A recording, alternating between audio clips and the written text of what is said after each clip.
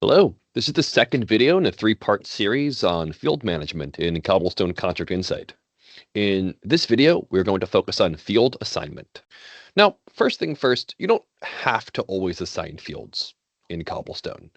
If you create fields assigned to subtables or other standalone tables of the system, you do not need to assign them. You just create the field, and then the field will just show up on that subtable or on that other record.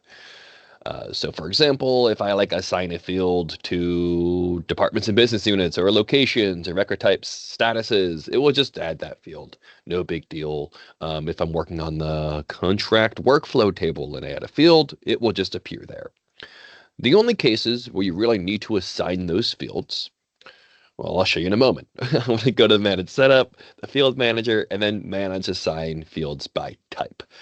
This should really, in my opinion, say just record type, not just contract type, because we're not only managing contracts here, but here, let me jump into here. And where it says select table or area, we're going to see there's four options here. It will default to contracts, rightfully so, but we'll also see requests, customers and vendors, counterparties, and solicitations. These are the only four tables of the system where we need to worry about assigning fields, okay? Because these are the only ones with subtypes, if that makes sense, right? So you don't need to do this for employees. If you add an employee field, it just goes to all of the employee records because there's no subtypes. If we go to contracts and then add a contract record, we will see subtypes. See what I mean here? If you're not familiar with how to manage these subtypes, like these contract types, the request types, counterparty types, and solicitation types, check out that other video in Unit 1. We have a full deep dive on that in the master reference data video. But right, these are the only cases you have to do the assignment. So you're going to choose contracts in this case, and then choose a record type. Of course, choose whatever you want from the drop-down list. And then once I choose that, all of the existing fields that are assigned are on the left-hand side. See assigned fields. And then all of the available fields are on the right-hand side. Okay. And I also want to acknowledge that if you choose a contract type without any fields assigned to it yet, it will give you this message. No fields assigned. This means all fields will show. Okay. So if you add a new, say, contract type to the system, and then don't take the time to assign fields to it, that's okay. But then you go to a clinical agreement, maybe you just added it, you go add a clinical agreement, and it's going to show every single contract field that you have in your system, which might be fine for you. But if you have a lot of fields, it probably won't be, because your clinical agreement in this case won't be nicely curated with only the fields that you want. Right. So I would often recommend taking the extra time to do the field assignment.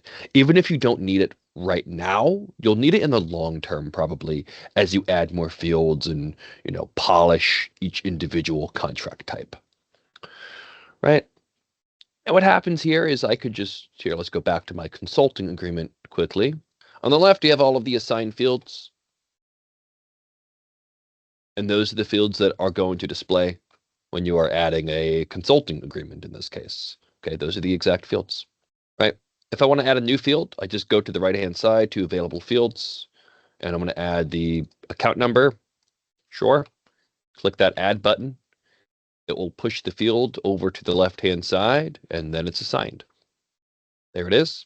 If I go over to my other tab and I refresh the page, we are going to see account number now added to the consulting agreement add screen.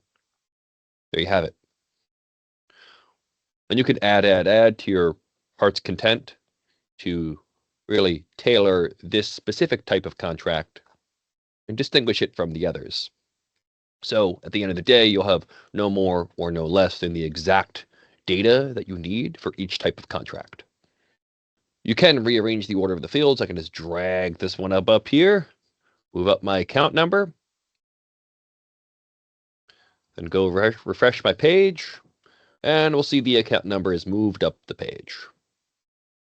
There it is. Okay.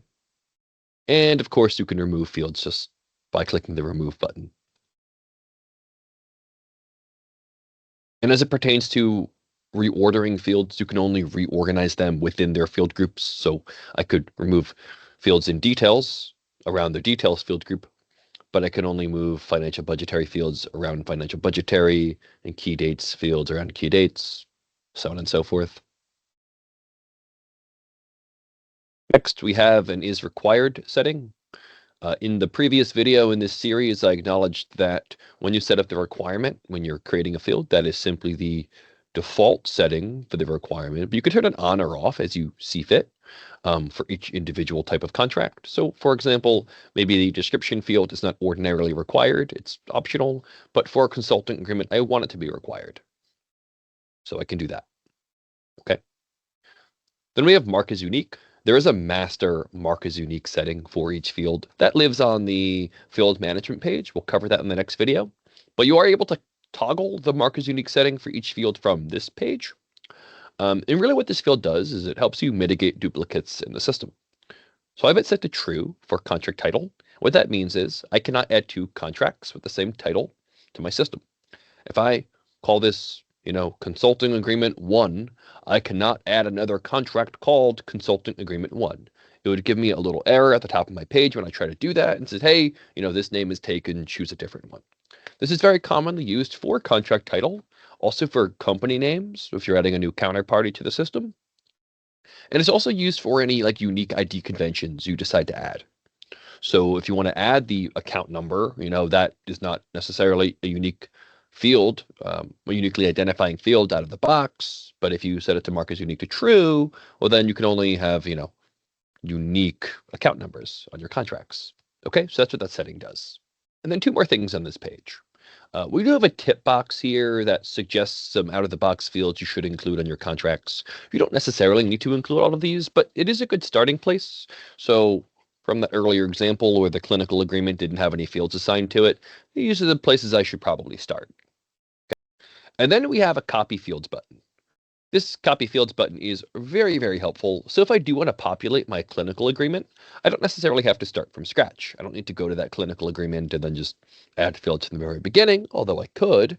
It's going to be easier to just copy fields. So I could copy my fields from my consulting agreement over to my clinical agreement. So let's choose clinical agreement from the drop-down list. Click to copy. I know it's gray, but it will work, I promise. Okay. Now the page is loaded. Let's go over to my clinical agreement. Then voila, it has the exact same fields as our consulting agreement did. And all I have to do now is go add and remove, and tweak this one as I see fit. But still, it's really nice to be able to start from a template, a nice starting point, but just copying one orientation of fields over to another. It saves you a lot of time most of the time. So I copy these fields whenever I can. And that's about it. That's how we assign fields in Cobblestone Contract Insight. Not a necessary step for your contracts, requests, counterparties, and solicitations, but I think one that's usually worth the time. I recommend doing this. In the next video, we're going to cover field editing. Thank you.